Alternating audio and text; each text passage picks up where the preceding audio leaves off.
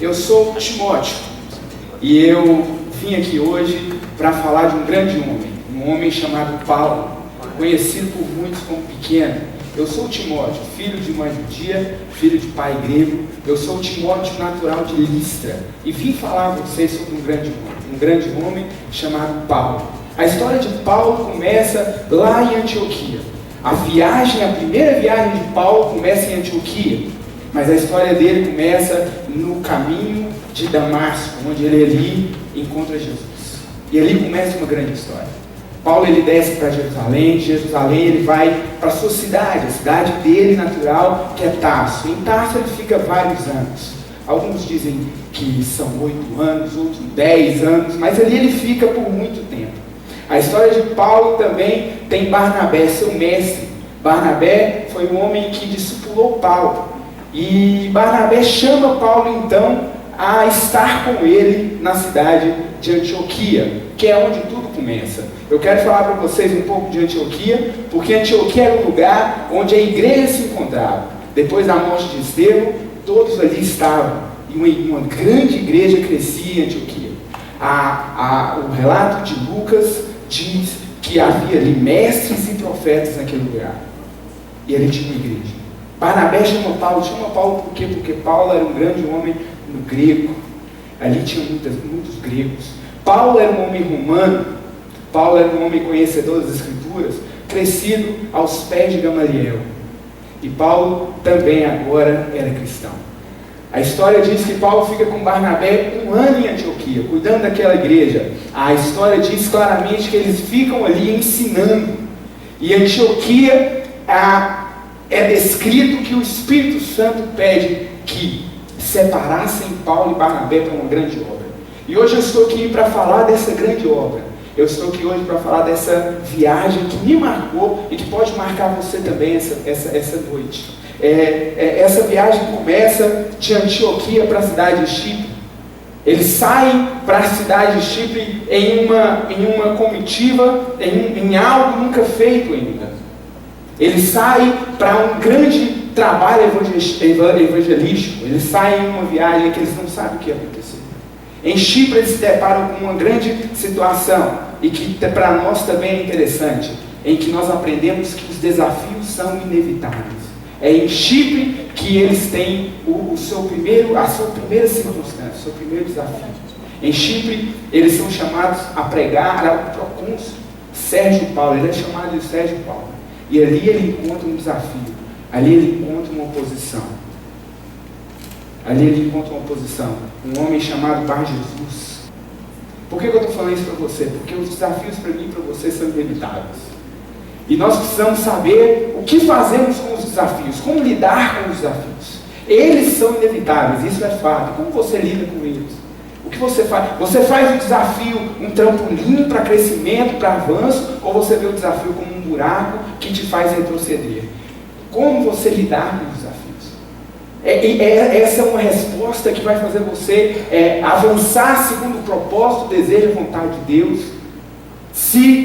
da maneira que você lidar com os desafios. O que você faz com ele? O que acontece quando há desafios na sua vida? A primeira circunstância de Paulo foi que ele foi desafiado.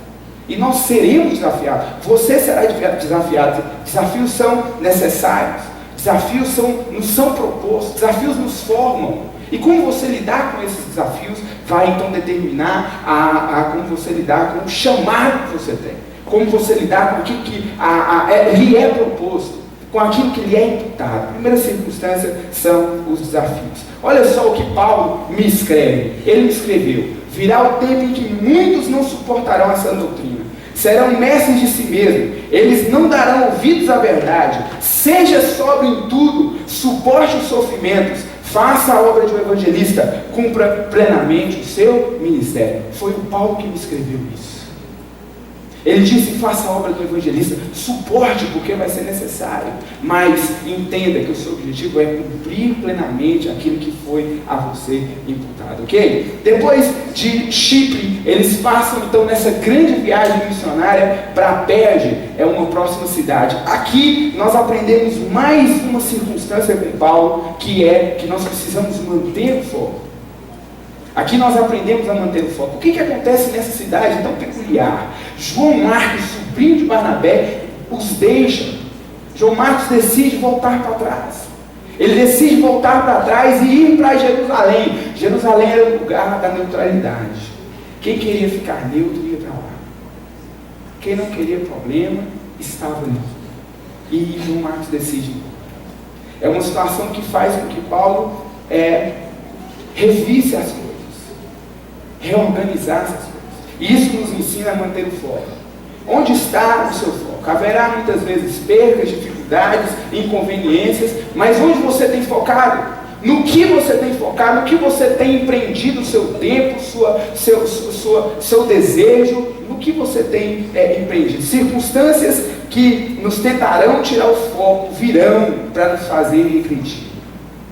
Isso nos faz lembrar de uma história de homens, de missionários que peregrinavam pela estrada por muitos meses, sem saber onde que Deus os levaria. E um dia eles estavam muito cansados e param à noite para dormir. E nessa parada, um homem tem uma visão, e ele tem uma visão de Deus. E Deus fala para ele: chame os seus amigos, e diga a todos para colocarem pedras, pegarem o máximo de pedras que tiver e colocar nos seus cavalos, porque vai ser necessário. E esse homem dá então essa visão para os outros, dizem: olha, vamos pegar pedra e colocar nos cavalos, porque vai ser necessário. A resposta de alguns foi assim: uai, então vamos fazer isso? Vai que amanhã tem uma enchente e a gente precisa dessas pedras? Vamos fazer isso. O outro disse: não vamos fazer porque eu estou muito cansado, eu vou dormir, não vou fazer isso. Outro disse: eu vou pegar algumas aqui e ver o que é que vai dar.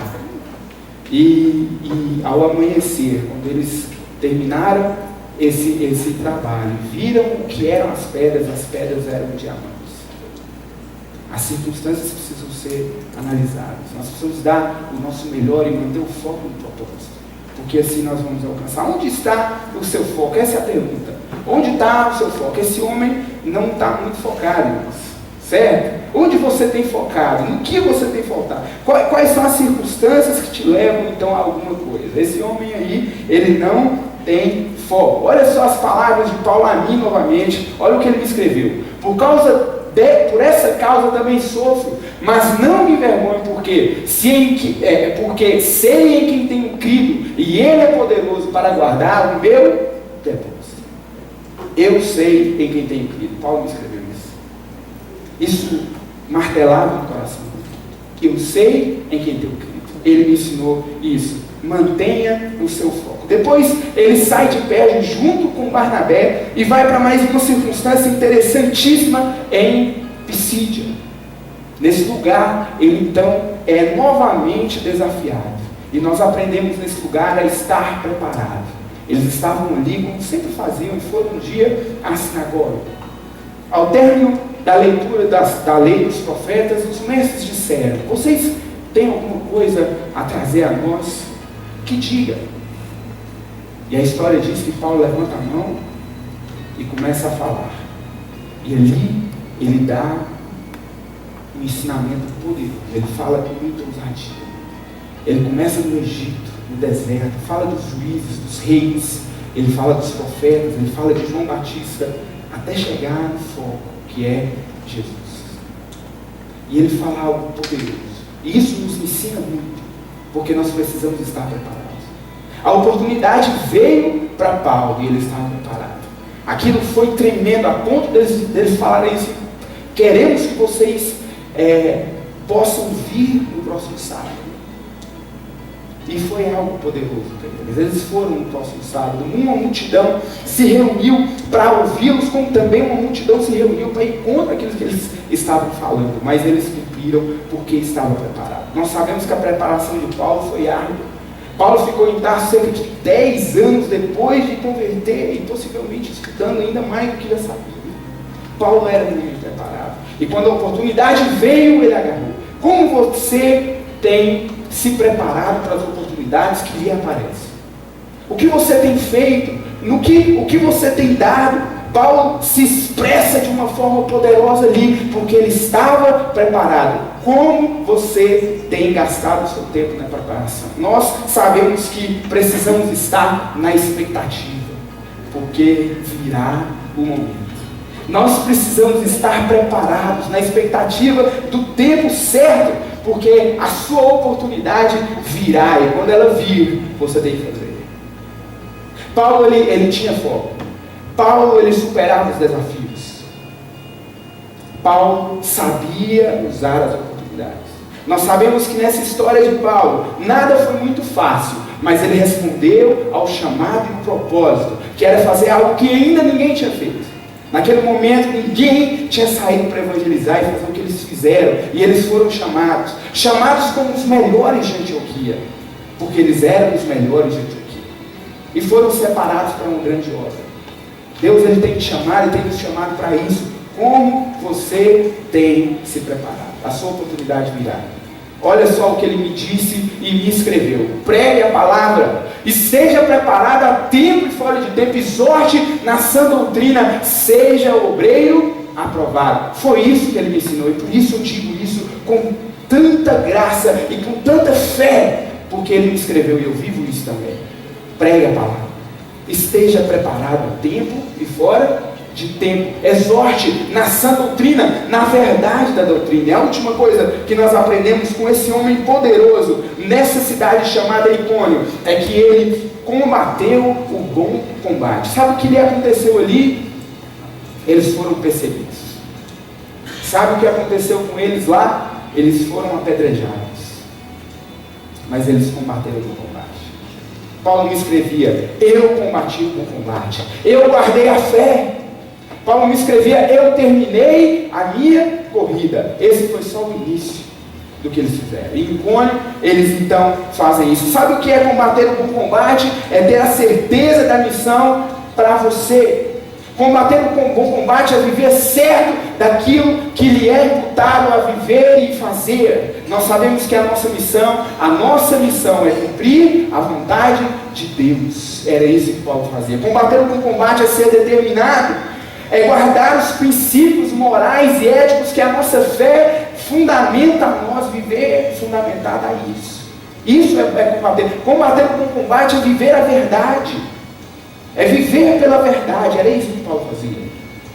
Que combatamos o bom combate. Como você tem combatido o bom combate do Senhor? Como você tem feito isso? E o mais interessante de tudo é que após isso, eu entro na história. Após isso, eu conheço esse grande homem que muda a minha vida e transforma a minha vida e me faz viver uma nova perspectiva e me faz ver a Deus e o meu propósito de uma forma diferente. Como você tem combatido o bom combate? Os desafios, eles são inevitáveis para mim e para você. Manter o foco não é uma escolha. Manter foco não é opcional. O que vai ser depois, sim. Estar preparado é o que nós precisamos. E combater o bom combate. Paulo me escrevia e me escreveu por 2 vezes. Combata o bom combate da fé. Como você tem feito isso? Como você tem vivido assim? Existe uma história de um discípulo que vai para o seu mestre e fala: mestre, como então encontrar a sabedoria? E o mestre diz para ele: pega essa colher, eu vou colocar um azeite, você vai por todo o terreno, sem deixar essa colher ser derramada em nenhum azeite. E o discípulo vai por todo esse terreno, e quando ele volta com a colher e com o azeite cheio, com a colher cheia de azeite, e fala: mestre, conforme você me pediu, aqui está. E o mestre falou: você ouviu os pássaros enquanto você caminhava com essa colher? Você viu as grandiosas árvores que nós temos aqui? Você conheceu os aromas das flores que nós temos aqui? Ele falou: como, mestre, eu farei isso com essa colher na minha mão? Não tem como isso. Ele falou: agora então você vai e vai trazer o azeite, e vai ver as árvores, e vai sentir os aromas, e vai olhar para os pássaros. E esse discípulo vai animado, mas no meio do caminho ele se perde com os pássaros, ele se perde com as belas árvores, e se perde também sentindo os belos aromas.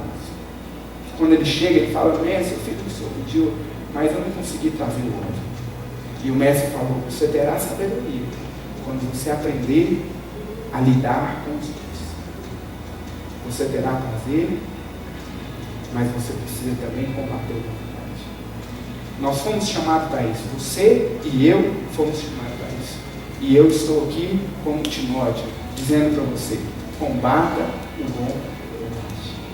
É isso, obrigado.